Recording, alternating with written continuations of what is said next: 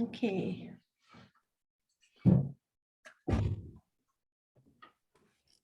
Yeah, I got it. So you got it? Okay.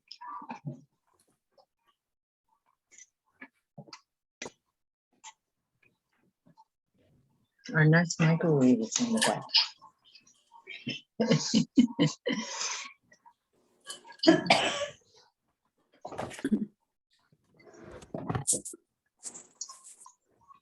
Okay, I'll just start. I'm going to introduce myself to Wes and everybody else. Hi, Wes. And I might pose a question if I have one. This we can just go round robin. How's that? Yeah, that'd be Okay. cool. Yeah. Hi, everybody. I'm Dee Dee Iwaoka. Let's see. I think I've. Hi, Rosemary. Hi. Anyway. Hi.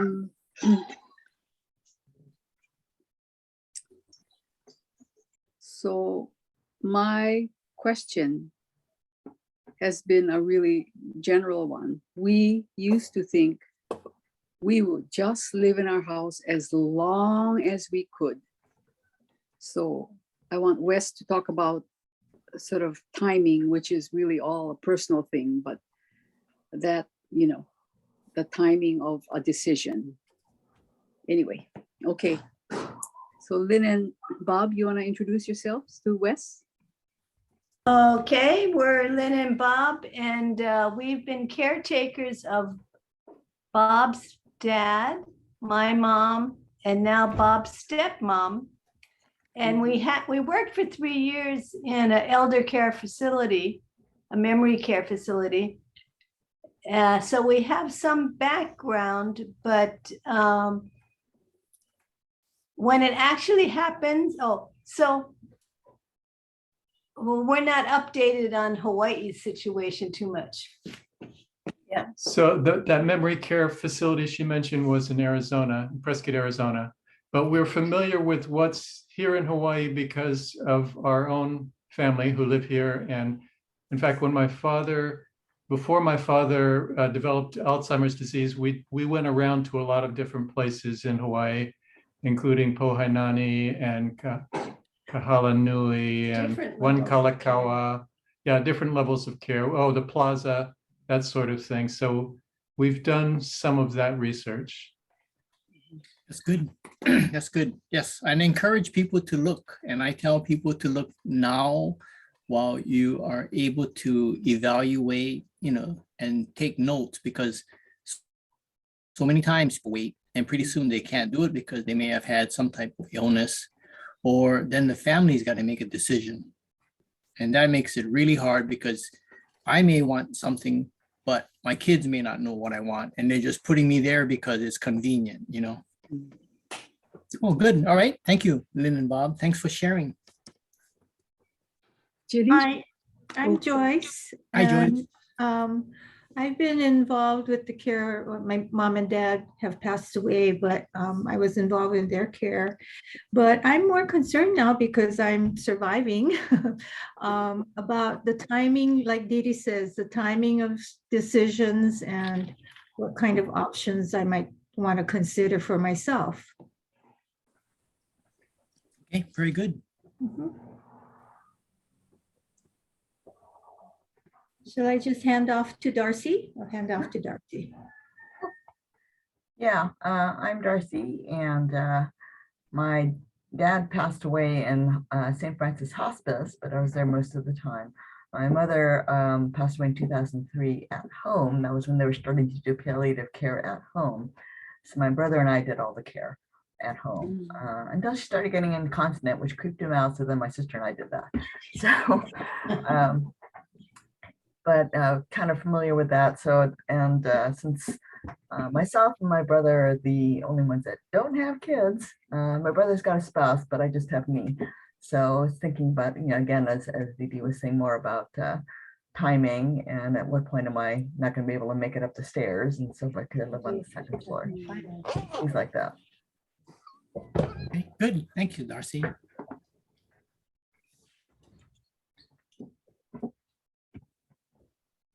Someone else? Hi, Mary. Oh, Ginny. I'm Jenny. I've met you very briefly before West through Wayne and Dee Dee. But like Dee, my question is, the timing, because we've always thought that we try to stay in place as long as we could. And thank you for mentioning that we ought to check out these places ahead of time while we're able. Mhm. Thank you. Hi, I'm Floyd. There are two issues for myself. One is I have my mom, who's 96 now, still lives on her own in Honolulu. My husband and I live in Seattle. And at some point, I think when she requires or has chosen to not be alone anymore, she'll come and live with us. So I'm not sure whether you have information on what kinds of services might be available in Seattle or not. There also may be a transitional period, where we would be looking at some care here in Honolulu as well. And the other question I have is, of course, for my own and our own aging needs.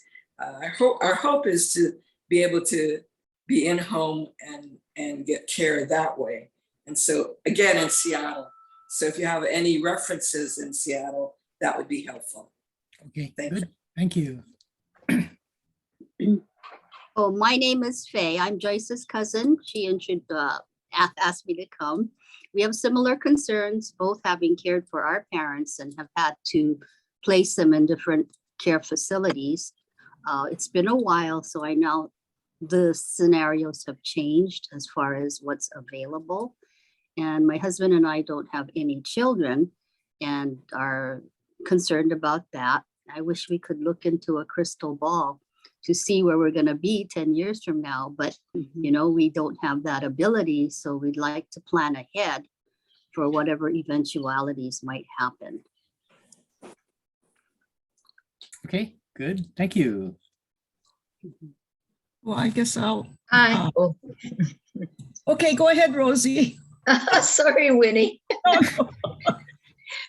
Hi, I'm Rosie, and this is. When I'm Ellen. And we're here by invitation. Joyce told us about this session today, and we really didn't come with any questions, but as I'm listening to questions from other people, it's very timely because we're all about the same age. Those questions. So thank you. Very good. Go ahead, Winnie. Hi. I too am here because of Joyce's invitation. And I'm actually on the Big Island. There are very few, from my perspective, resources available for facilities, for aging. And so I just wanted to pick up whatever information I could as far as options in Honolulu, because the possibility is I might have to move to Honolulu. I don't have any children. The closest family member would be a nephew, poor guy, was in Honolulu, but he said he'd be willing to look after all of his single relatives, number a lot. So to ease the stress on him, it may be a matter of having to go to Honolulu.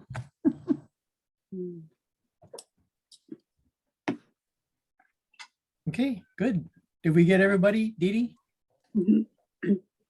Do we wait for Mary? No, because Darcy's recording it. Oh, okay, very good. Let me give you some background on myself. I retired from First Hawaiian Bank. I worked there 38 years, and after I got all my white hair, I decided to get out because too much pressure. So after I retired, I couldn't sit around the house. Actually, I did travel. I went with Wayne and Dee Dee. We did Spain and all that stuff, and eventually can only travel so much because you don't have money. So I ended up coming back, and I worked for Arcadia, helping with their marketing and understanding more about senior care.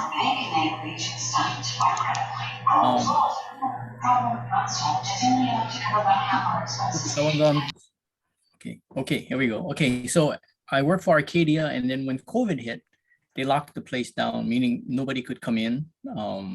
So I couldn't bring clients in, or I couldn't do my presentation to the potential people. All right. So then I sat around for a couple months, and this company called CareSift, CareSift, gave me a call. The owner says, "What are you doing?" And I said, "I'm sitting here," because I used to refer all my clients to them because not everybody wanted to pay to go into Arcadia. And I'll talk about the entrance fees and the monthly, but a lot of people said, "I don't want to pay," but they need help. So I would refer them to CareSift.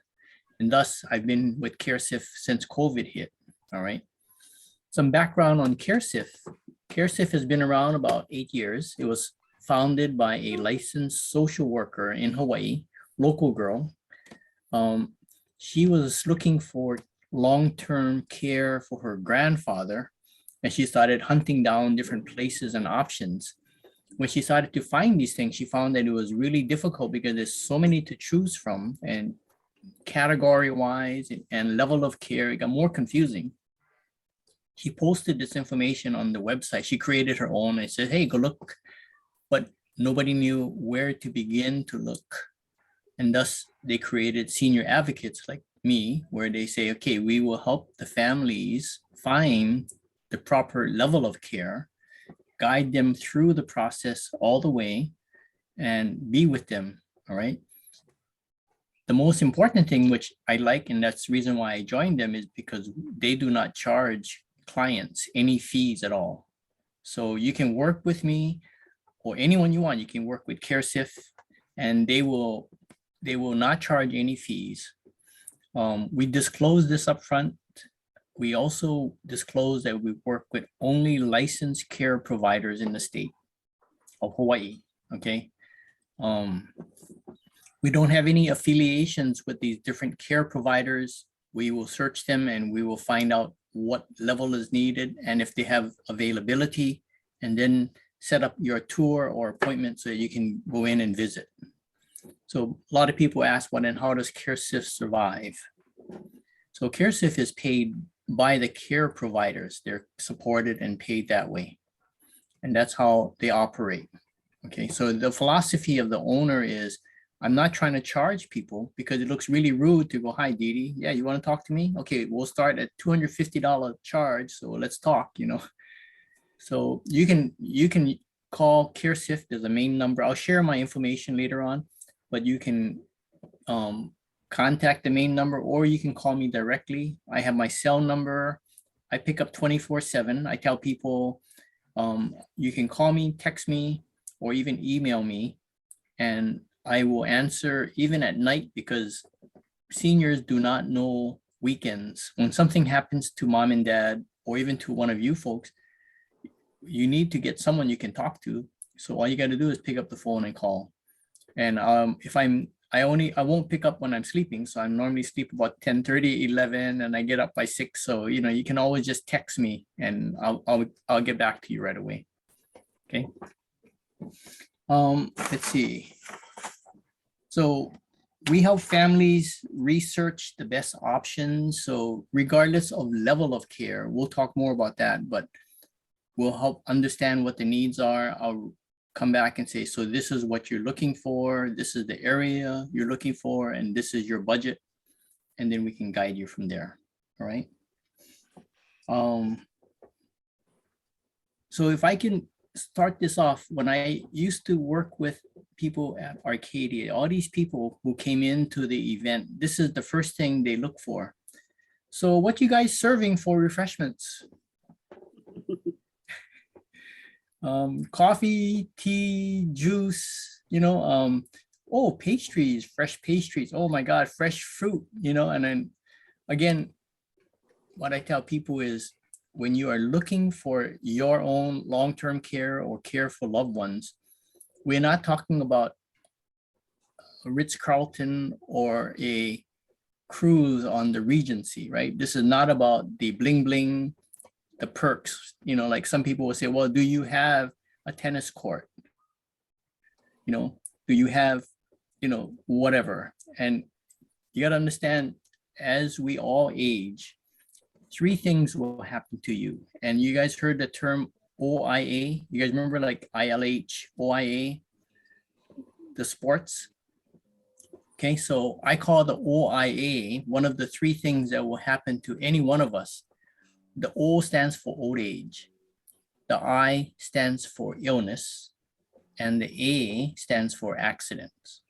So if you think about this, one of these 3 things will hit even me, all right? So the question now is, if and when this OIA does hit,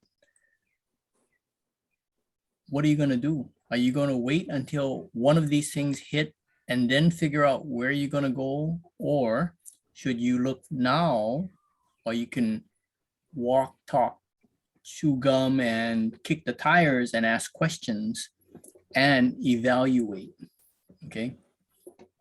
Every one of these places has costs, but the first question people always ask is, how much? How much? Okay, and I will tell you how much, okay, but it blows your mind when you find out how much.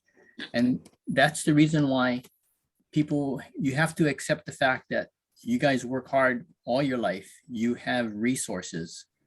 The question is, when do you use the resources to make your life comfortable? When do you say, I am not going to use my resources? All right. In the past, I used to go, hey, I tell my wife, I says, we got to save money because we got to pay the college tuition for the kids, etc. So let's see if we can find something on sale when you buy food and make sure we can stretch it. But now with your Social Security or pension, or even your required minimum distribution, you know, it's like you got to spend the money, right? So question is, do you not spend the money? Do you save it? And who are you going to give it to? You're going to give it to your kids, you're going to give it to your estate. You know, so you might as well enjoy the money and make life comfortable for yourself. That's the way I try to tell the seniors when they're coming in. When you're making a decision, you're not thinking of it when you're paying college tuition at all. You're talking now proper level of care that you feel comfortable with, that you know the level will continue for you all the way for life or till end of life. Okay. When you decide to move into a place like Didi and several other you have mentioned, we're not sure the timing. If I had a crystal ball, that'd be awesome. But you don't have a crystal ball. All you can do right now is look first, keep records, interview, take a look and understand each of these communities and types of care, so that when you do have something, you know which way to go. All right. My wife and I, we talked about it, and I said, look, if something happens to me, and I live in Palolo, I have a 2-story house. So I said, what happens if I cannot walk up the stairs? And she told me, no big deal. I just put a ramp and push you up. Now, 15 stairs. Picture my wife. She is 110 pounds, and she's going to push up this wheelchair up the ramp. I said, not going to work. Okay. So she comes back with a response like, I just put one of those chair lifts. I mean, you know, you just build it in. I said, okay, but you still got to get me into the house. And I get upstairs, and she threw out elevators and all that stuff. I said, you get in the house. My house is old. I have a narrow doorway. The wheelchair may not fit, or the walker. So then what? Then you get me into the bathroom. I have one of those cast iron tubs. When you step in it, you slide, right? So even if you could get me to the bathroom, are you going to give me a bath? And what's going to happen? Everything is going to get all yucky. So she says, I'll hire somebody. So now we hire somebody, and people come over to the house. So now where is this caregiver going to sit? Because if I'm taking a bath, they're going to help me. If I'm taking a nap, where's the caregiver going to sit? I do not want the caregiver to sit in my room. So they're going to sit in my living room, and they're going to sit on my sofa or my recliner, right? And then they're gonna look around and they're gonna go, oh, wow, look at this. This guy has this kind of toys over here. Let me play with this. Oh, check out his iPad. Let me play with this. I'll play the TV. Pretty soon you got someone sitting in there. My wife is walking around the house and it's like very uncomfortable when you have someone else sitting around. So again, nothing wrong with in-home care. I think it's very good, but it's also one option to consider, but there is the downside. All right. So with that in mind, I'm just trying to set the viewpoint, how you want to see this kind of stuff. So we're not talking money right now. We're talking just understanding level of care and different types of communities. Okay. Okay, so long-term care, first type of long-term care can be in-home, like I just talked about. People coming over to the house, most agencies will require 4 hours minimum. And the hourly rate will range anywhere from $25 an hour to $35 an hour. And it all depends on the level of care.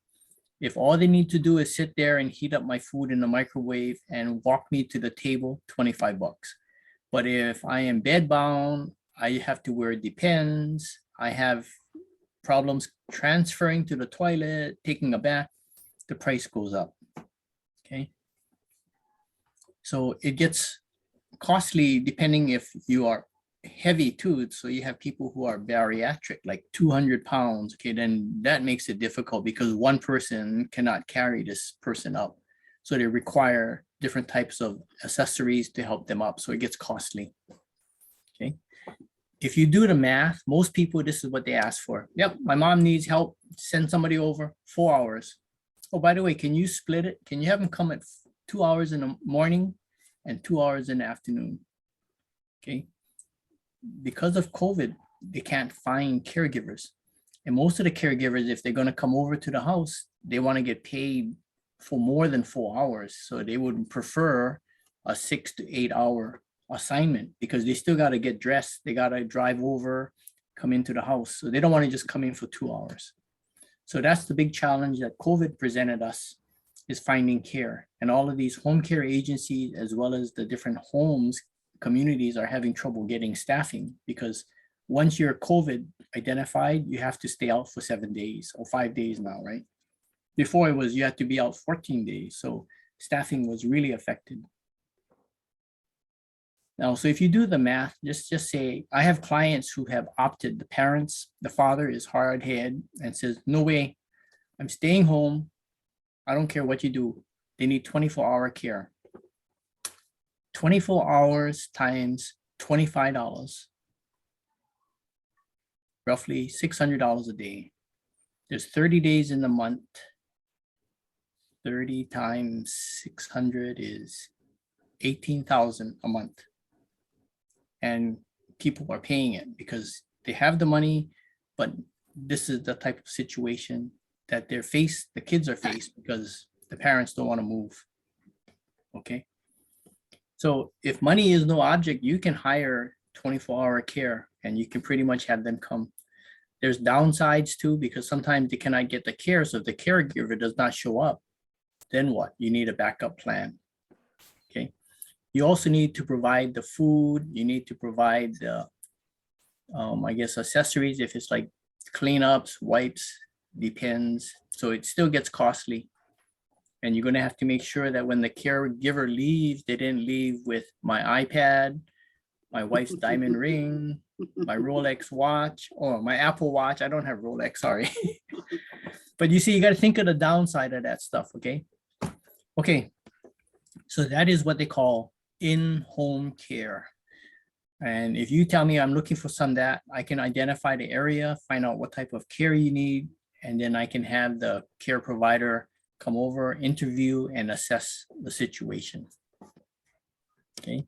The next type of care, which sometimes complements seniors who want to stay at home, is typical situation. The adult children work, so they got to work from 8 to 5.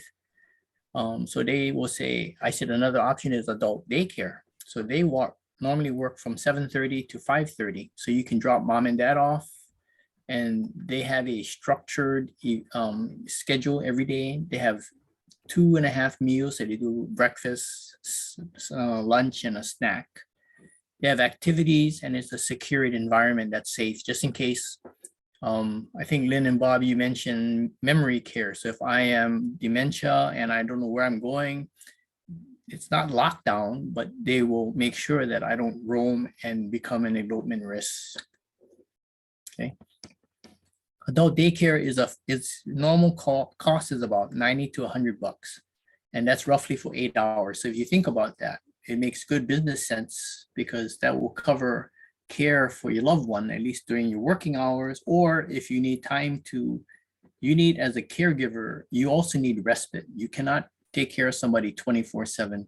It's too stressful. And eventually what happens is the caregiver burns out. Okay.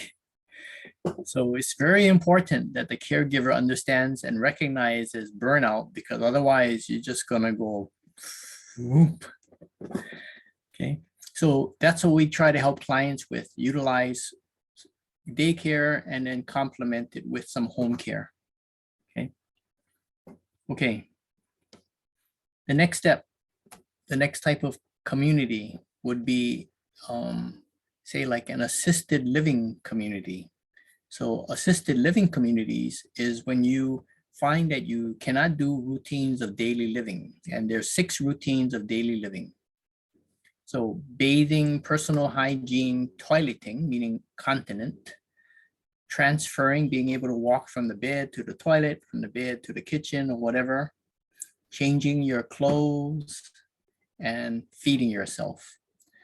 If you are not able to do normally 2 of these routines, or whenever you want, you can then consider an assisted living, because they will have the proper staffing to assist you. Okay. Versus having someone to come over to the house with a minimum of 4 hours to give you a bath, right? So if you moved into a community, that includes room and board, and then the staffing, depending on how often you need help. Okay. Assisted living communities are good, and they're all over the place. And I'll talk more about that, but that's let me go back this way here now. So levels, the first level in people's life is independent living, and everybody wants to live at home. Everybody wants to do things. If you cannot do routines of daily living, that's called assisted living. And when something happens to you, that's when you need the skilled nursing, meaning you need to go into a facility where you are like hospital bed, and you got the button to push if you need nurse's aid. Okay. So a good example, I think someone had mentioned Plaza. Okay. Plaza, there's Hawaii Kai. Okay, so these communities are assisted living communities, and I want to be name specific because I don't represent them, but I'm telling you the inner workings for them. Okay, the Hawaii Kai Plaza, they are assisted living communities. You can come in independently, and they provide you 3 meals a day. You got your own apartment. It can be a studio, 1 bedroom. Some of the Plaza units will have a shared thing. So 2 males or 2 females is basically 1 apartment, 2 private bedrooms, but you share the bathroom and you share the common area. All of your activities and meals are done in the dining room. 3 meals are done a day, all right? You have activities like bingo, you have excursion prior to COVID, but hopefully it opens up. They have movies, exercise, things of this sort. If you need assistance of daily living now at these communities, some of these communities will bring in assistance for you to your room to give you a bath if you need to, okay? Some of them will say, okay, if you need someone, you have to hire your own, which means now in addition to paying the room and board or the fees, you now have to pay for a caregiver to be with you. And that, again, the fee will still run $25 to $35 an hour. So you can see how costly that gets. Plaza and Hawaii Kai, they have a assisted living floor. So if you need assistance, you move to that floor, and they will then have the proper CNA, certified nurse assistants available to help you. But they may do things like schedule your bath and say, Wes, you're going to bathe at 4 o'clock today because we have a whole bunch of people to give a bath to. All right. They'll walk me to my meals, get me to dinner. If I have to use the bathroom toilet wise, or if I'm incontinent, they'll help me do all of that. I live on a particular floor. If I should come across memory care where I am one who may be elopement risk or not knowing what's happening, then they will move you to the memory care floor where it's secured so that I don't sneak out. Okay. Again, it's just a different floor and these services are available. If I am living in any one of these communities and all of a sudden I get into a injury or an accident, type of illness, they will send me to the hospital. The hospital will then take me in, do the surgery, do whatever analysis they need to do. They'll help me rehab, meaning get back to baseline. If they determine that I am not able to live in that assisted living environment and I require a higher level of care, these communities will then say, I'm sorry, Wes, you have to leave. And that is the most fearful thing when you are 90 years old and they tell you, Mr. Young, we cannot care for you anymore. Now you got to figure out, where am I going, right? Okay. So it's okay. The analogy that I use is like when I was looking for education or schools for my kid, it would be ideal if my kid could get into Punahou and go from preschool all the way to high school. Right. But of course, my kids weren't smart enough, so they failed going in. So we had to jump from one school to another school. And then finally, they went from grade school to another high school and then college. So you can see if you go to a community that is a one-stop shop, you can go in independent, you can get assisted living, and you can get skilled nursing all the way to end of life. Okay. Okay, let me stop real quickly. Assisted living communities, has anyone else come across other communities or names that you've heard of in Hawaii, Honolulu, say?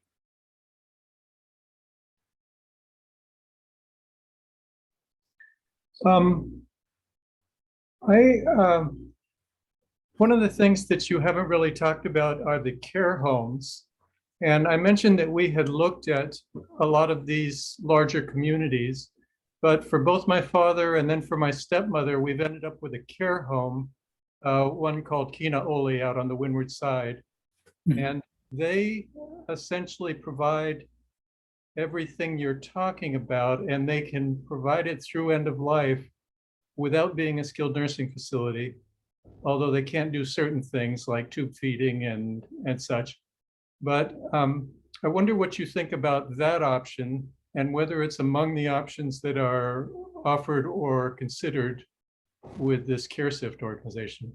Okay, yes, we've worked with Kinaoli and other communities, okay? I will come into the care home and also talk about foster care, the next step, all right? Okay. And I appreciate you bringing that up, okay? So right now, we only just surface touch the simple things already, stay at home. Yes, Didi? You got to take your stuff off. There you go. Yeah, unmute. Did you mention Craigside? Is Craigside an assisted Okay, living? I'm going to roll right into that right now. Oh, Good point. Okay. So we talked about assisted living. Remember, I told you if you need a certain level of care in certain places, we'll tell you move out. All right. So what Didi just alluded to was what they call continuing care retirement communities. Okay, that's called CCRCs. This is like Arcadia, 15 Craigside in Nu'uanu, and Kahalanui. Those are the only 3 continuing care in Hawaii that way, all right? What it is these communities now, Arcadia and 15 Craigside is the same family, okay? It's part of Arcadia. You have to pay, you buy into these units, you pay an entrance fee. I'll give you the numbers so that you don't get shocked. Everybody is always trying to ask the cost.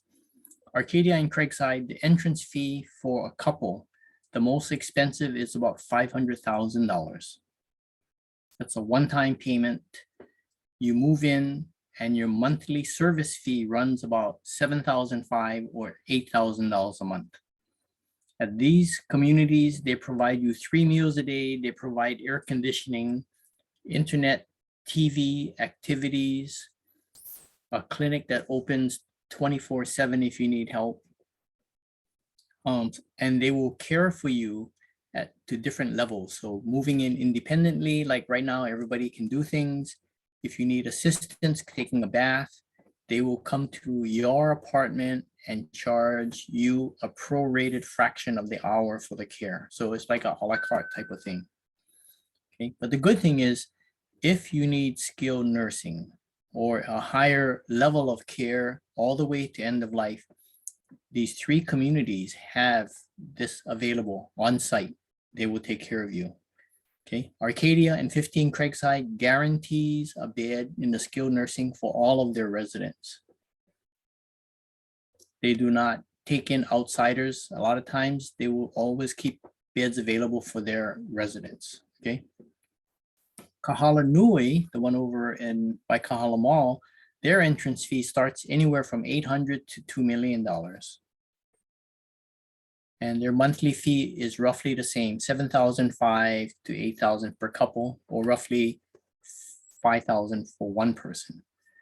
When you look at the monies, the cost itself, what you have to focus on is the security of the complex and the continuum of care for the rest of your life, not just today or next year, but the fact that you got into a place that will take care of you all the way to the very end.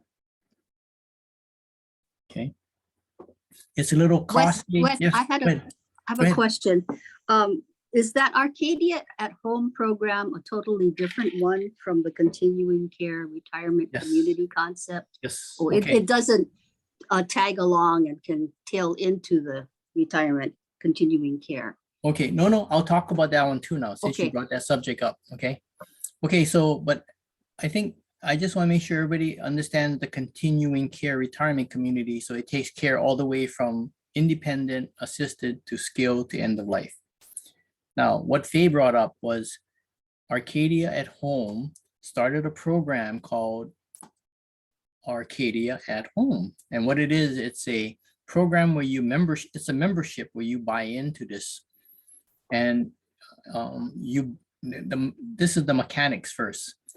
You buy into this membership. You have to qualify because you have to demonstrate to Arcadia that you have ample resources to care for yourself and your wife or husband for the rest of your life. Okay. The benefit of this program is you still live independently at home and you do what you want to do. You also have the benefits of going into Arcadia or Craigside, 15 Craigside, and partake in all the activities there. So if you want to use their swimming pool, they all have, these 2 places have heated swimming pools. You can go in, you can attend all their exercise classes, you can attend all their lectures, all the movies, and all their events that they have.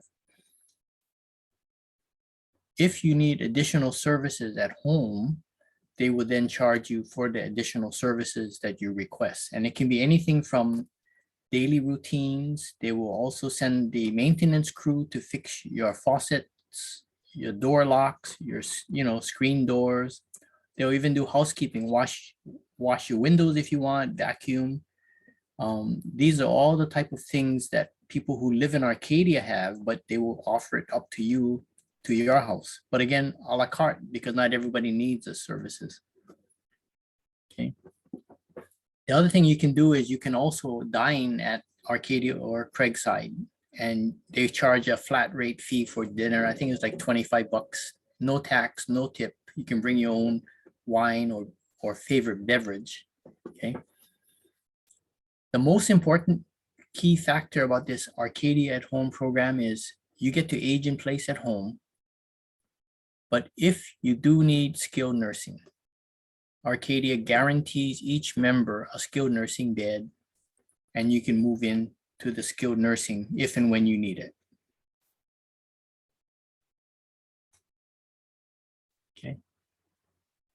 Oh, you unmute. Wes, what it does is it bypasses the assisted living concept part, the continuing care retired community. You go Right. straight from home into the skilled nursing. Yes. Okay. When you do go to skilled nursing though, and I want to let you folks know it's not as cheap as you think. It's normally about $425 a day. So you're talking about 13,000 a month now. Okay. So once you hit skilled nursing, that level, the pricing is high. But if you need it, it's still better than staying at home, asking for, picture this, 24-hour care. A person paying 24-hour care is about $18,000 a month versus moving into a skilled nursing where everything is taken care of. They do your laundry, they're there 24/7. You have a registered nurse on duty at all times. So you have that peace of mind there. So Wes, are you going to talk about how long-term care insurance factors into each of these levels? Good question. I will talk to you in concept first because every Okay. policy is different, okay? Is everybody okay with me diverting into long-term care policy? Before Yes. you do that, would you speak to the cost of Arcadia at home? Okay, You spoke Very of good. the cost, daily cost in the skilled nursing, but okay. Arcadia at Home, the program, if it's one person, the membership fee is about 70,000 one-time pay. If it's a couple, it's about 100,000. There is a monthly service fee. I think it's like 500, and I forget, I don't have this because the prices may have gone up, but it's roughly $500 for one person and 750 for a couple Per month or per day? per month. So this is the one where you become a member. It's like a membership fee, like club fees that you pay, like if you belong to a country club, and then you get to use the facilities. Okay. And that $100,000 is a one-time fee as opposed to an annual. One-time fee. So you would pay the 100,000 for a couple. Yeah. And then you would then make the monthly service fees of 750. The way you want to look at this membership program, it is like a insurance policy should you need a skilled nursing. So the benefits of joining this program, and it's the only one right now in Hawaii that Arcadia has created. It works for either Arcadia or 15 Craigside, okay, or both if you want to go. But the benefit of this is that it guarantees you a skilled nursing bed. Right Is there a now, wait list, Wes? Is there a wait list for this program? no wait list right now. They are, as they take in members, they evaluate. Arcadia is really, they're really sophisticated because they've been around 53 years already. So they know. I asked them, how long would I live? And the people there, the team, the financial team says, well, based on you, Wes, you're Asian, you don't smoke, you're gonna die at 89. I mean, that was so, I go, wow, I feel so good now. But what they were using is they were combining the national, Yeah. what is it called? The thing where they talk about demographics on how people aging. I forget what actuarials, it's- yeah, What is it called, Didi? actuarials, right? Actuaries, yes. Actuarials. And then they blend it with the actual actuaries here at Arcadia because they keep track of that. So I said, well, that's so good to know. Maybe I can just pick a date and this way here I know how much money to spend. Wes, Didi. before you move on to the next, it's related to what you're talking about right now. A couple was in this program, Arcadia at Home, and then sort of 3 years passed. And if I remember what she said correctly was when 3 years came, they had the opportunity to move into Craigside. And otherwise they would have to go to the bottom of the list. Is there advantage to belonging to this in terms of entry into Arcadia or Craigside if you want to do that at one point? Okay, yes. Okay, so this Arcadia at Home program, if you are a member, you have priority to entrance to Arcadia and Craigside. So they will bypass the general public. So even if you are on a wait list at Arcadia or Craig's side. But if Dee Dee is the member of the home program, she will supersede me because she is a quote member of the at-home program. Okay. Typically, the way this home program has worked is couples buy in right up front. Okay. And they live at home independently. But one of the spouses gets into a OIA situation. So they need skilled nursing. So one of them, let's say the husband, in this case, husband goes into skilled nursing. The wife stays home, and pretty soon the wife goes, this is too much work for me to drive into Arcadia or to Craigside. So maybe I should just get a unit there. And they can just get a smaller unit, like a studio or 1 bedroom, and stay right there. Okay, so you get the priorities. At the same time, you have this long-term care continuum for you. Okay. If you transition, do you need an additional membership fee? Yes, okay, so if you transition, so the question is, let's say a couple goes in and it's 100,000 for the membership for the at-home program. Before I got cut off from Arcadia because of COVID, what they would do is if you moved in within 1 year, they would take that 100,000 and apply it towards the entrance fee for your unit that you select. Okay, after that, then you're gonna have to just continue paying the regular price on it, the full price of the entrance fee. But again, it's not the money part now, it's about the level of care and the peace of mind that you got into a community that will take care of you. Okay, Alan, you had a question? Yeah, throughout your presentation, I think if I'm understanding you correctly, within the health system, there's acute care, or at least in hospitalization, there's acute care and there's skilled nursing. Isn't there an extended care, another level that's less than skilled nursing? Intermediate care. Right, and so how does that fit in? Okay. In this continuum? Okay, that's a good question now. So if I got into the hospital for any type of illness or accident, or something happens to my body or my organs fail, I go to the hospital, and then once they try to settle me down, they would then say, Wes, we think we can get you rehab so that you can go back to baseline prior to this incident. That's where skilled nursing comes in. So you're talking about PT, OT, speech therapy. If they find that I cannot improve any further, they're going to say, Wes, you really got to go in and get some type of facility that will care for you, your daily routines, plus the additional level that you need. You might have a little more complication in your medical needs. That's where you have an intermediate care facility. So Arcadia, Craigside, Kahalainoy all have this intermediate care. Jumping back to Bob's question regarding care homes, they do have care homes, and they also have homes that can handle intermediate care. And I'll talk about that after this one here. Okay. Wes, just a quick question regarding Craigside. Did I understand that that is designed for people with a maximum annual income? There's no maximum income. There is an income requirement to demonstrate that you have ample resources to care for yourself. Well, I thought to buy into Craigside, for example, you couldn't have an income above a certain level. Maybe I'm wrong about that. No? Okay, thanks. Okay. Okay, but you see, again, these questions that you guys are bringing up is so important, because as you begin researching this type of things, if and when you're ready, let me know. I will set up the appointment for you. I'll put you in touch with the director of sales, and they know who I am, and they'll just set it up for you, and you can go through the whole tour. There's no cost to this, right? So all it is just a matter of saying, I'm just going to do it. All right. Okay. Are we okay with the at-home program?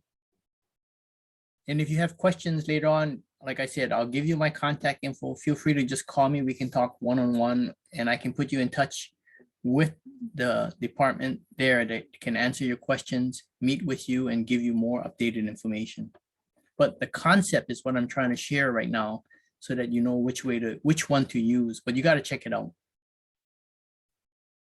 Okay. Let me move off subject real quickly. Long-term care policies. Everybody has long-term care. You may have, you may not have.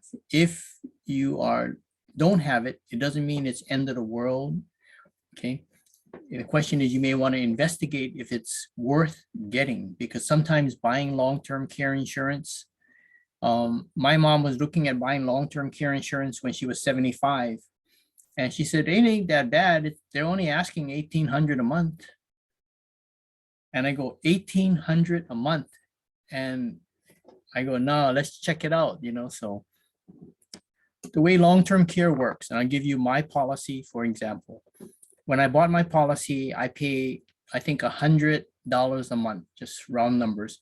And they promised me that they would give me up to $4,000 or $5,000 a month for long-term care. Long-term care policy kicks in this way. There's 6 routines of daily living. If you cannot do 2 of them and your primary care physician signs off and says Wes cannot do certain things like take a bath, change his clothes, or he's incontinent, the long-term care, I have to file in my policy, I have to file a claim. So my doctor submits the form. I have to have the doctor complete the form. I submit it. After that, I have to wait 90 days before they start to pay me my monthly, my daily rate. Okay.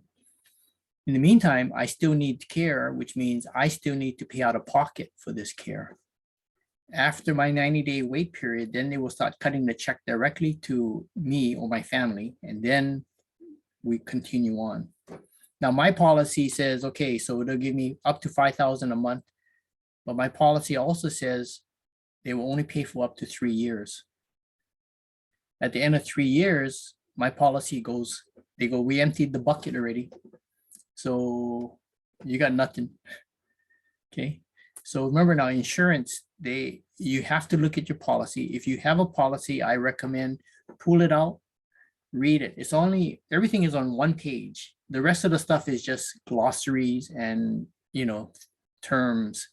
But the first page will tell you how much you get per month and what type of care facility you need to go in.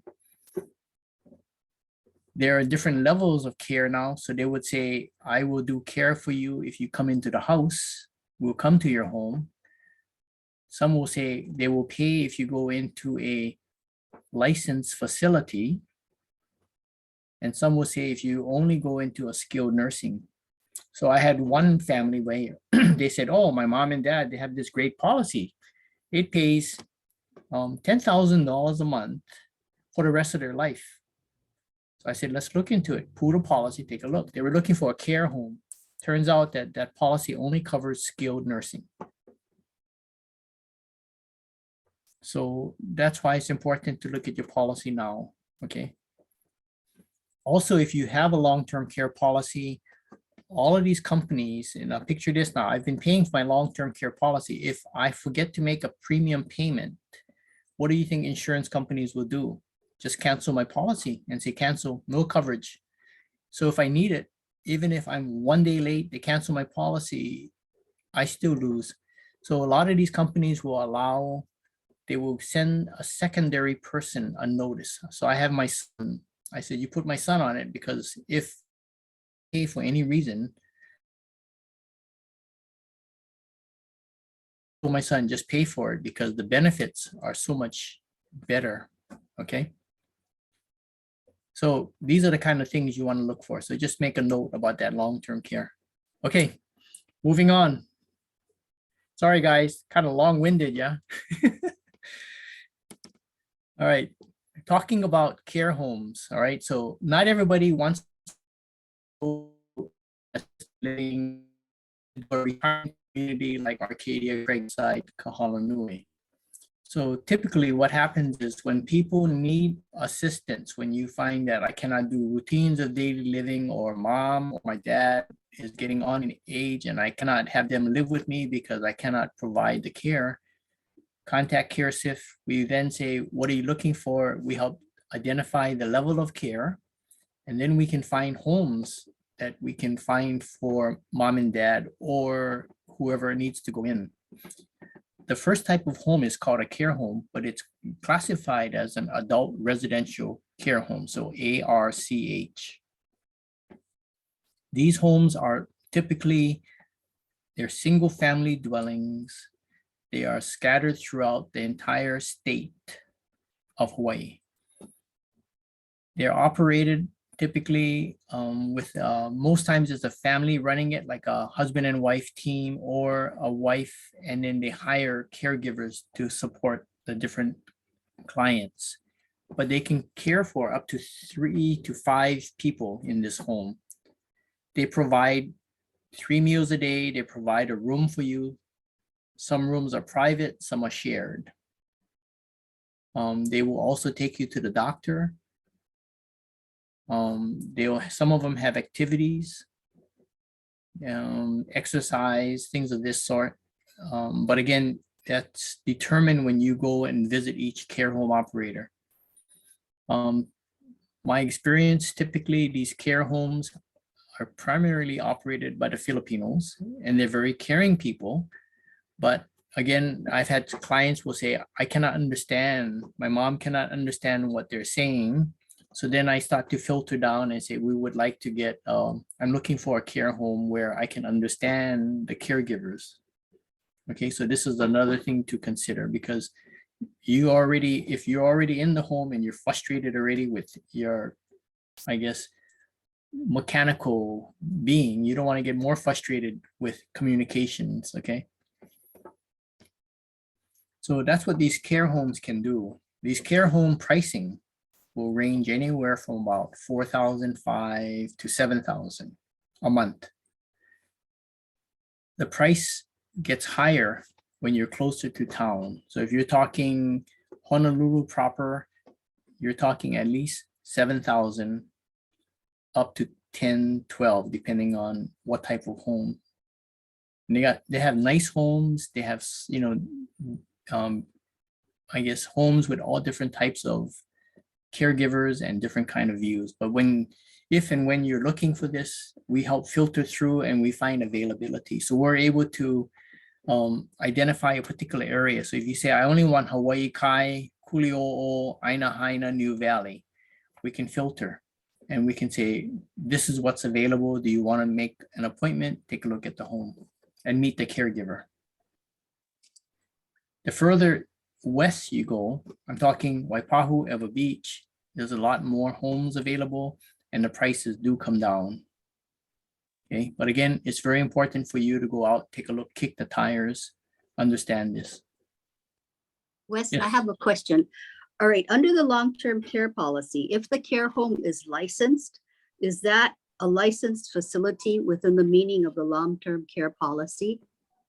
Okay, so that typically if it's licensed, depends on when they identify the type of facility. Is it an institutional type or is it a care home? So that kind of question, then you pick up the phone, talk to the agent or the company and say, are we talking a care home, adult residential care home, that type of thing? Okay, thank you. Okay, good question. All right. Yes, Alan.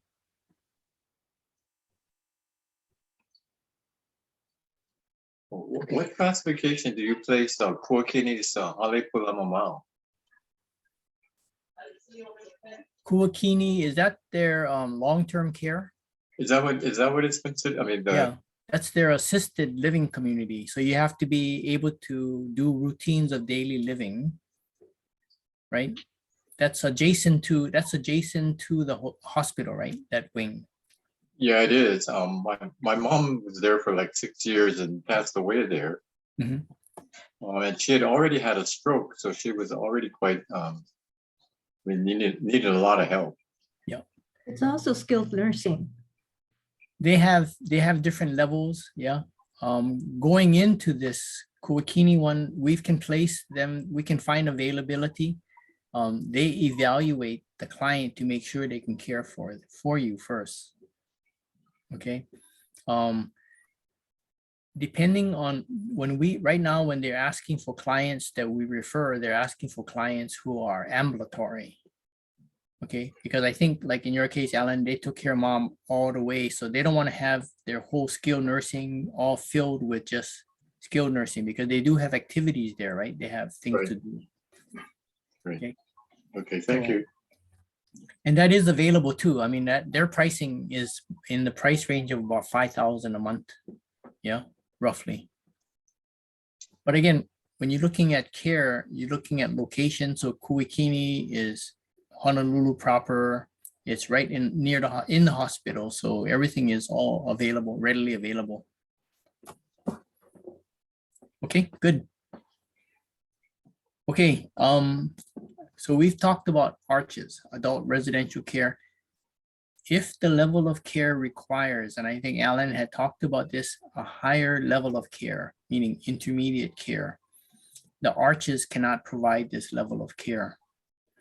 What it would then require would be an intermediate level of care, which is now a foster care home. So it's called a community care foster family home. And these homes are operated same like a household, but they only have 2 to maybe 3 clients at most because the care is more intense. Typically bedridden, Alzheimer's or dementia, elopement risk, things of this sort. So these homes, smaller amount of clients, but still they can kick up the level of care to care for you.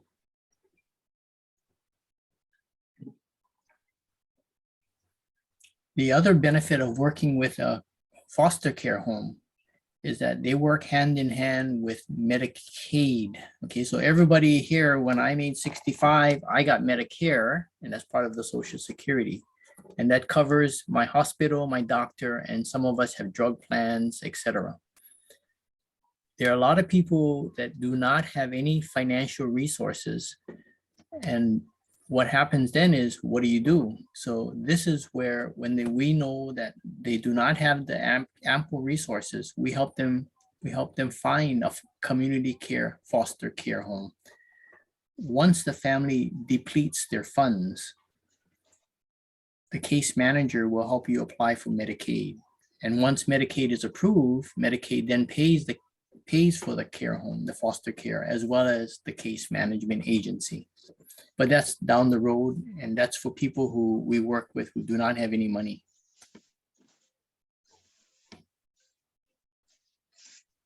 Okay, a lot of information, and you guys ask good questions. Let me pause here and see if, oh, I know the question people had asked, I think Dee Dee mentioned, and Joyce had also asked too, when's the right time?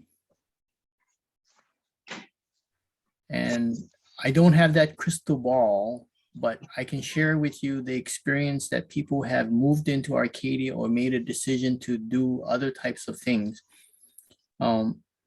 Most people can live independently and they like that independence and the freedom. But typically they would make a decision when they find out that one of them has some type of illness or situations that they can foresee coming down the path. Okay. And they now try to determine, okay, so can we really deal with this type of situation, or would we prefer to use our resources, meaning the home, things of this sort, and move into a community and enjoy it. Okay, because then the burden is no longer on the spouse as a caregiver. This is the problem a lot of people have when I deal with them at Arcadia. Their first thing is, hell no, I'm the male of the house. I built this house here and I ain't moving in. I expect my wife to take care of me. I mean, that's why I married her, right? I mean, okay, I mean, well, my wife doesn't believe that same thing. She just says, no way, Jose. Right now, she doesn't even get my beer. She goes, you want a beer? Yeah, it's in the refrigerator. But the thing is this, think about this now. My wife and I were the same age. We're both in good shape right now, knock on wood. But if something happens to her, do you think she can carry me upstairs or move me into the bathtub too? Right? And so that's why it's important. If I know that one of us is gonna, we know something is happening, people who have dementia, Alzheimer's, or physical ailments where you cannot move around, that's the time to seriously say, let's talk about this thing. I need to know what we got to do. Okay. Yeah, Didi. Oh, you're on mute, Didi.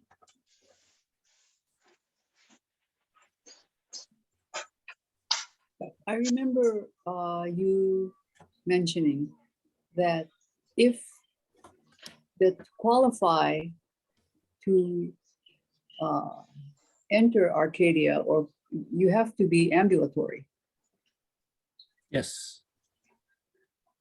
So Arcadia, 15 Craigside, Kahalanui, all of these communities, even Plaza, okay, they don't want you rolling into their, skilled nursing floor. So if someone, for example, one of the couple had an accident and became paraplegic or unable to walk, then that's too late. Nope, nope.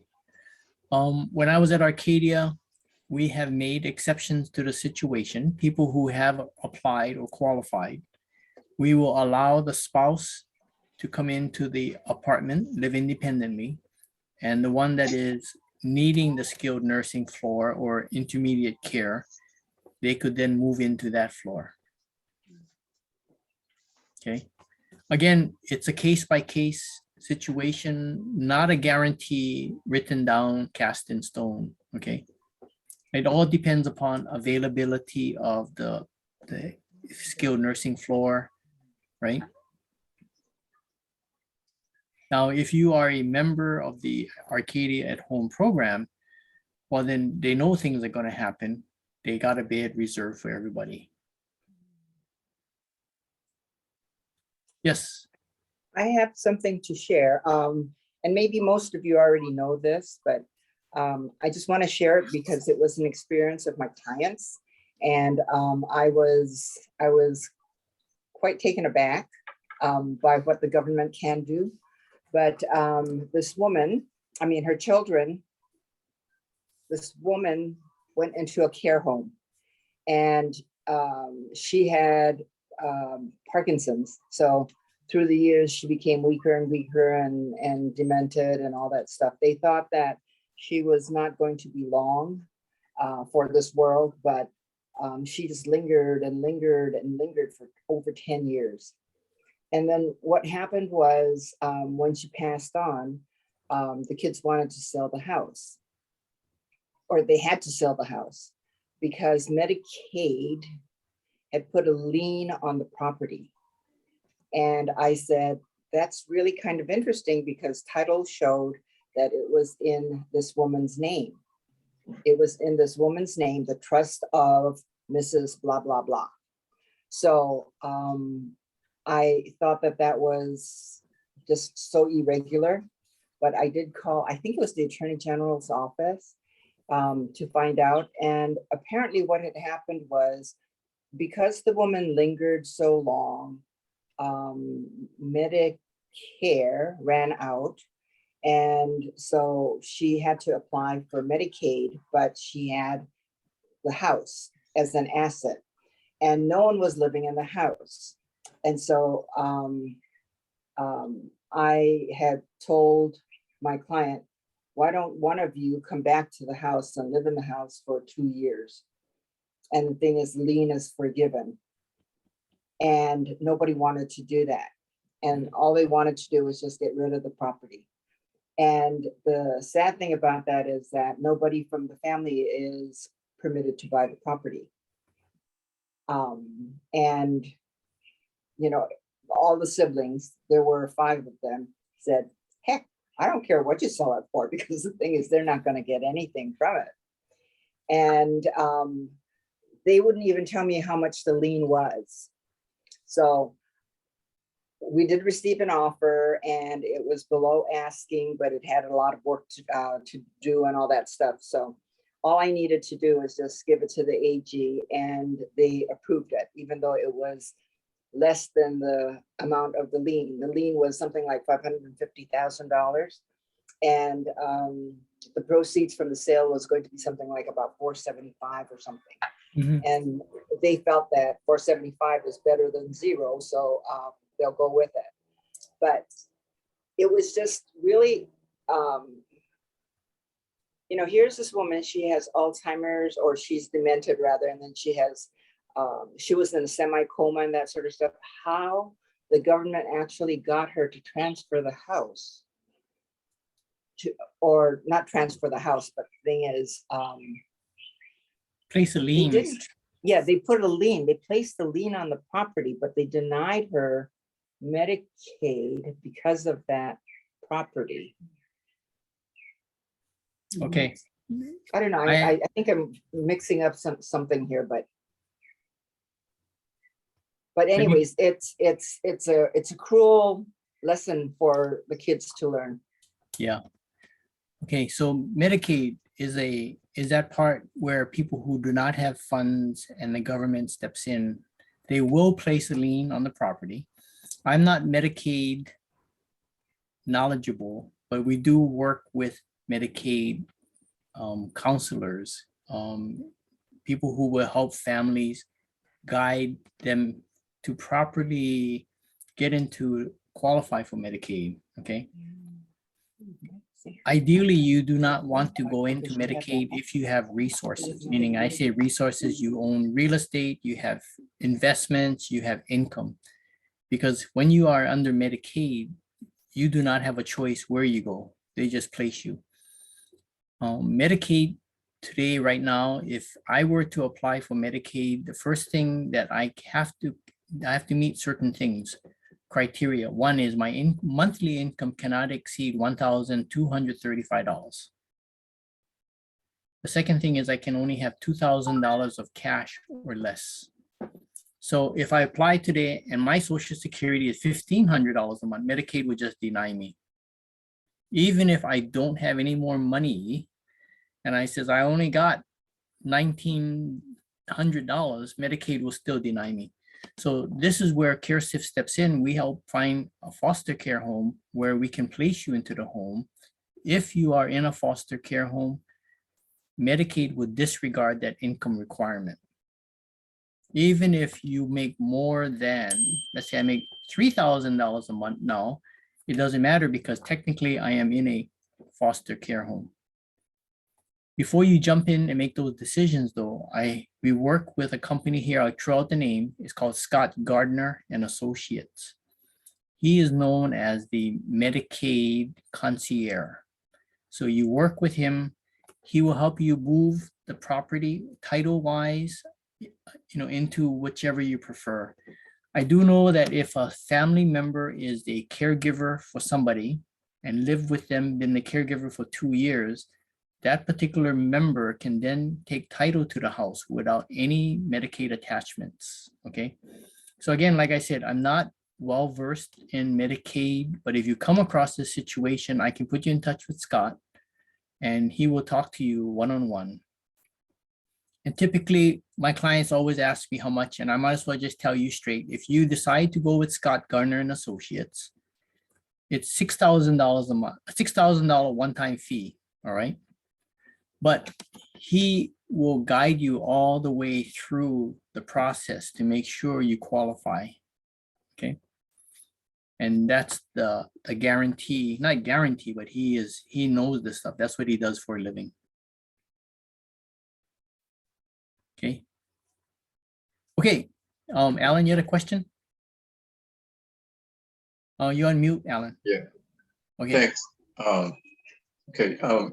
My wife and I, Rosemary and I, we're in our, I'm 70, 78. Rosemary is 75. And like I have health problems, but I've always said that, my primary care guy says that I'll probably die with them and not from them.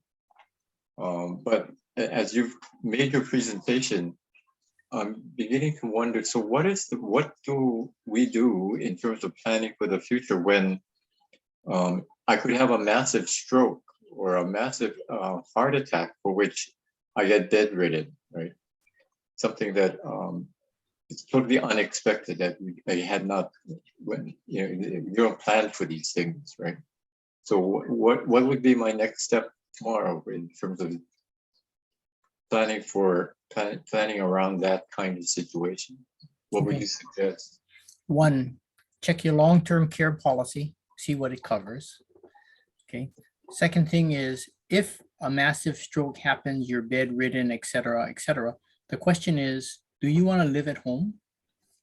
And can your wife care for you 24/7? Or are you going to opt to bringing in a caregiver? Okay, I see your microwave, I see all your nice artwork over there. So if I sat at the house, I most likely start opening the drawers and sticking my hands in, right? And Alan, I don't care what you say, even if you told me not to touch it, but you're bedridden, I don't really care. So I'm going to. Okay, but that's the cruelty of it. Okay, now the next step is, since you can make decisions now, decide if you had to move somewhere, would you want to go into a care home type situation with 5 other clients? Would you rather go into an assisted living community? Okay. Or would you prefer to go into a retirement type community and make the move now? Okay. Again, when you go into these communities, when you look at it, put yourself in that situation. You are now stroke, partially paralyzed, cannot move. So you're not going to look for the swimming pool, the ping pong table, the pool table, square dancing, that type of things. You're going to look for, talk to me. So can you do assisted living? If I have to use the bathroom, I'm bed bound, so you can change my diapers. Okay. Are you going to give me a bath? Okay. Are you going to take me to the doctor? Can my wife visit? Am I going to be in the same room with her? Am I going to be in another room? Okay. Or would you prefer to go into Arcadia, Craigside type of thing? I mean, again, the biggest question I have is simple: live at home or move into a community. If you say move into a community, you pick the ones you want to see, let me know. I'll set up the appointment and the tours for you. You can do the tour. A lot of these places will do tours, even virtual. Okay, they're opening up now, but it's important to touch bases and create a file for them and say, I know which one. Okay. If and when it does happen, at least you know what to do and what direction to put yourself into. And if you're talking about selling your home because you need the money, make that decision also, because if not everybody has $5 million sitting in the bank where they can say, no problem, I'll just put out 500, right? So if it is going to be selling the home, if you have a financial planner, talk with them, because there's capital gains, right? If you do sell the house, what about downsizing? What are you going to do with all the stuff? What are you going to do with all your artwork? You think the kids want it? My kids don't want any of my stuff. Okay. They just think it's junk. So again, I mean, I'm trying to downsize already, so you just find things, and if you don't use it, the 1 year rule, you don't use it, you just give it away, or you find someone who would appreciate it. Okay. Okay. I guess we need to have a talk with all our children, right? Yes. Okay. Once you decide what you're looking for, like I said, you're going to stay home or you're going to move in the community, then you can research the communities. Once you determine which ones you like, then you can say, this is what I'm looking at. Then you can say, okay, family, we need to talk. When something happens to mom and dad, this is what's going to happen. Okay, so you see all this house stuff here? We're going to sell it. And you know what? You ain't getting nothing until we use it on ourselves. Okay, you might get the leftovers. That's what I tell my kids. You get the leftovers, if anything. But you don't have to take care of me, okay, and my wife. Wes, I don't know if you covered this, but what is the average cost of the community care foster family home currently? Okay, I've placed people in as low as $5,000 a month and up to $6,000, $7,000, say. Again, the monthly fee is really based upon level of care. Mm. Okay. Some other questions I think people asked, I think one was, I think Weenie, was it, you live in the Big Island and there was some limited care homes and home services. If there is, if you are looking for more services that cannot be offered on the Big Island, definitely Oahu will provide more options for you. I've placed clients in Hilo and Kona, but especially on the Kona side, it's very difficult to find care homes, and let alone in-home care, because they are in such high demand. They cannot get the staffing to help. Okay. Oh, you're on mute, Winnie. Oh, thanks for letting me know that you actually have placed people about, you know, on the Big Island, because it's kind of more like word of mouth seemingly, if, Yeah. you know, if you're lucky enough. May I ask what side on the island are you? Hilo side, Kona? Hilo side. Okay. So Hilo side, they got some really nice homes too, you know, especially like by the municipal golf course or the community college side. Oh, really? Yeah. Okay, most of the ones that I have heard about are based out like Hawaiian Paradise Park, you know, those. Yeah. And I'm not too fond of those regions. Well, it's close to the drug city, so you know you won't have that problem. I mean, they can have it delivered no time, you know what I mean? I'm only kidding, but yeah, I mean, we found places in Hilo. Yes. Bob, I think you had mentioned a question about Seattle. Someone said Seattle or living on the mainland. Okay. CareSafe is only in Oahu or in Hawaii state. So I don't have any companies that I work with up there. I can inquire, and if I do, I'll shoot a note to Didi. But right now, the only knowledge I have is just the Hawaii one. Diane, your friend is waving at me. You're on mute, sorry.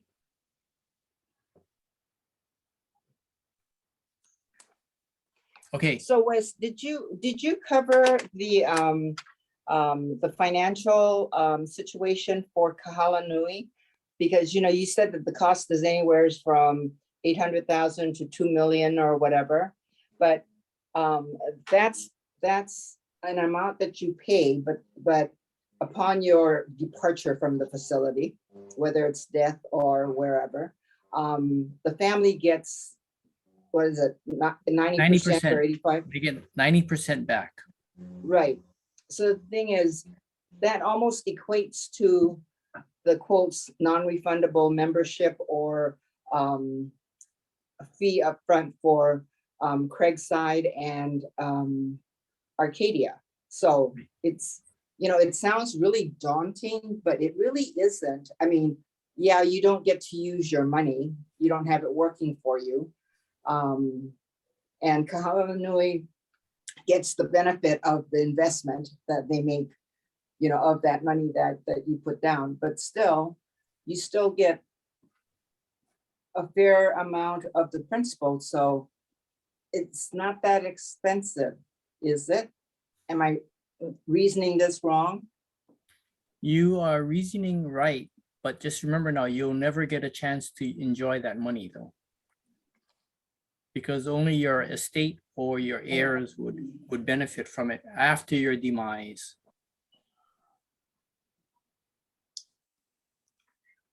Okay. Okay, yes, Didi. Yeah, okay. You work for CareSafe, so what is the cost of the service from CareSafe? What you mean when you say cost, meaning we don't charge you folks. CareSafe does not charge our clients. Period. So if you go to, regardless of what type of community or long-term care you're looking for, as long as they're licensed in the state, we work with them. and we do not charge you. So if you say, I want to see, I think Alan says, okay, I want to take a look at different communities. I want to see Hawaii Kai, I want to check out Plaza, I want Arcadia, Kahala Nui. I'll set it all up and you work with them. You work directly with them. I don't get involved with them at all. I don't need to know financials. I don't need to know all that kind of stuff. If you're telling me you're interested, I'll set it up. Okay. Wes, are there any facilities, licensed facilities, including care homes, that will not pay a kind of finder's fee to CareSIFT? And if so, is that a facility that you wouldn't work with, or do you work with 100% of the licensed facilities in the state? I do. I work with 100%. If the facility has not agreed to work with us and give us the referral fee, my philosophy is I'm not out for the company or myself. I'm out for finding the proper care if you like it. Okay, so I've placed people in different homes or gotten them if different types of services, even if they are not members. Kahala Nui was one of them where they didn't want to pay, all right, because they got a 5-year wait list, but I still referred clients over. And I wasn't looking at it for the referral fee. I was looking at it because my clients wanted to. Then pretty soon Kahala Nui realized, like, wow, you're referring these people over and they're coming in now. So then they decided to work with us, so they agreed to say, okay, well, we'll get you guys working with us too. We understand what you guys do and the reach and the breadth that you have.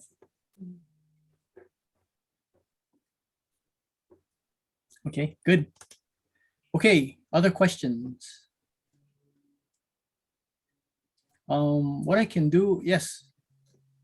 I'm sorry, this is just trivia, but what, I don't know how to say this. Who saw what was it, the old Magnolia Hotel in India, where the old people go there to that hotel, that movie? Who saw that? The Great something. Yeah. Hotel, yeah. Magnolia or Yeah. Hotel. Did The anybody see the that? British guy, yeah. Yeah. Do you remember when that the young man who takes over the hotel, he's so excited and he's talking to his mother, I think, and he says, they outsource old age in America. And Or so it was Britain, yeah. And when I heard that, I was just thinking, it's really true. We've gotten to the point where as a society, we don't have time to take care of our elders. We know that we need to do that, but the second best thing is to find them someplace to go.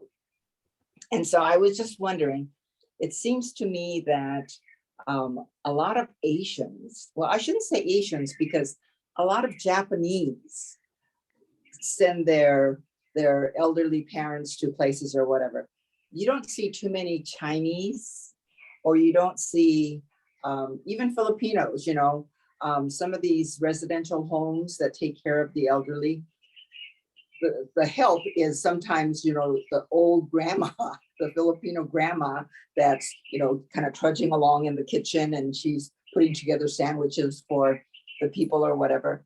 But I was just wondering whether there's some kind of a breakdown in terms of the people who do go to these care homes or senior living or assisted living or whatever. Do you have stats? I don't have any stats on this. I do see an inversion on aging. At one time, it was like a pyramid, right? And at the very top of the pyramid, it was the aging population. And I think you've seen that over in Japan and China and even now.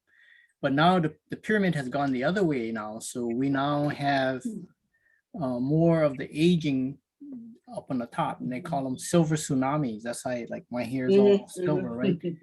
But you're going to find that they don't have enough care for this, enough people to care for them, because nobody wants to do this. Society has changed also, because in the past, like you said, I got to care for my mom, or I got to care for my grandparents, and they live with me and I take care of them all the way to end of life. But if you look at society now, it's everybody wants to be independent. Everybody drives their own car, even if we only, we don't get to use the carpool lane, but I'll still drive the car because I want my own independence. And I think that's what's happened. People have gotten accustomed to this. The other benefit of moving into a community, regardless, community, care home, is that it changes the relationship between my mom and myself. Because when my mom lives with me, I'm going, and she cannot hear her. Well, I told you, didn't I tell you that? Huh?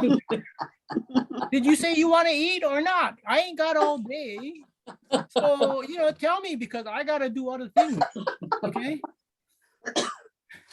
So if my mom is in a community now, she's cared for, I go over and it's a different relationship now. Hey, mom, let's go. Go down, cruise around Ala Moana, or Costco. You can push your own cart. So you see how the dynamics has changed. That's Okay? interesting. I've never heard that. Yeah, well, you know my mom, Dee Dee, so you know. So those are other factors to consider. I mean, how do you want to be treated with your kids? Do you want, my kids yell at me when I live with them, when I go over to their house to stay. My kids live in the mainland, but anyway, it's like, you go over there, you cannot do this, Dad. You get dripping water all over the wood floors, Jesus Christ. Look, you're splashing water behind the back of the sink. Okay, I get it. I won't touch anything then. Wes, let me tell you a secret. The secret is that no one can talk in a loud voice without sounding angry. If you repeat the same question, like, mom, go and sit down over there. She can't hear you, so you say it louder. Same words, but it comes out, Mom, go and sit down over there. It sounds really angry when it's the same words. Nope. And you're not angry, but it's just louder means angry. Okay, speaking of cannot hear, I have 2 hearing aids myself. I've had it for like 15 years already. Okay. If Good you for ever you. need hearing aids, I'm not plugging Costco, but the price is cheap. $1,400, 2 hearing aids. My wife can hear me. I can hear my wife now. And also, if you have loved ones who are hearing impaired, there is a federal program and it's operating a phone system called CapTel. And they provide the phone, the instrument, and it has text. The telephone. Oh, And they will provide the instrument, just plug it in and it's good to go. Then they even have an operator. So if I call, like my mom is hard of hearing impaired, I gotta be gentle, hearing impaired. When I call her before at her apartment, she would go, hello, who's this? What? Hello, who, what? So I got CapTel and all I do is, hi mom, this is Wes.